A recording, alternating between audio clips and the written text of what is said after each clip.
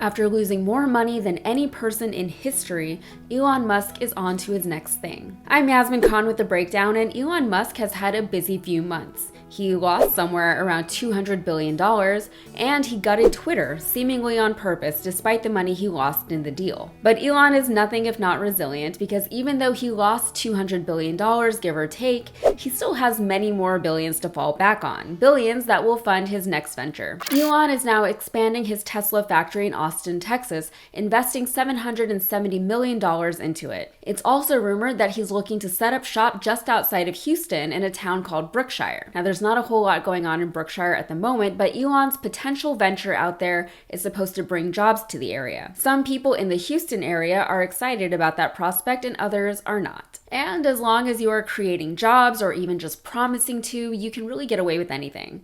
Job creation is still a strong metric by which presidents are deemed successful or not. For instance, Trump will be remembered, among many other things, as the worst jobs president in our nation's modern history for reasons, according to the Washington Post, that go beyond the impact of the pandemic. For a man who campaigned on bringing jobs back to middle and lower income Americans, that reads as a failure. When Trump left office, there were 3 million fewer jobs than when he took office. And I'm not actually trying to dog on Trump when I bring this up, even though I'm sure most of us can agree that he probably could have done a little bit better during his 4 years in office.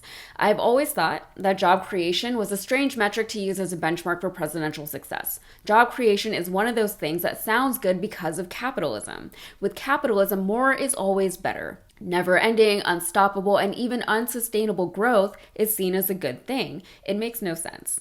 It doesn't take into consideration any scarcity of resources, whether that's raw materials, labor, time, tech, or whatever. The metric of job creation also paints a limited view of the overall economy, whether that's local, national, or global. It requires some exposition and qualification beyond just the numbers. In a perfect world, technological advances would make it so that people would be required to perform fewer jobs, not more. The fact that we've progressed to a certain point technologically, but are still clinging to job creation and not elimination as a marker for success can be attributed to put it very simply, the fact that we haven't built a society that's designed to phase people out of the workforce. Instead, we're getting rid of social welfare programs, or entitlement programs, as the GOP likes to refer to them. We're making things more difficult, not easier, for people to live their lives in this country. In fact, we have people working multiple jobs, which we've somehow managed to glorify as #hustle culture. And not to get all Andrew Yang on y'all, but his platform as a presidential candidate was largely based on the idea that a government's role should be to manage a functioning society. And in a society where tasks are being completed automatically, that function involves wealth and resource distribution. And it sounds kind of like Wakanda. Now, I'm not necessarily advocating for these things, but we are just exploring ideas here. Calm down. A shift like the one Andrew Yang was envisioning feels scary though, because it would mean a huge overhaul not just in the way our government and society function, but in the way we think of our individual places within society, our own self-worth.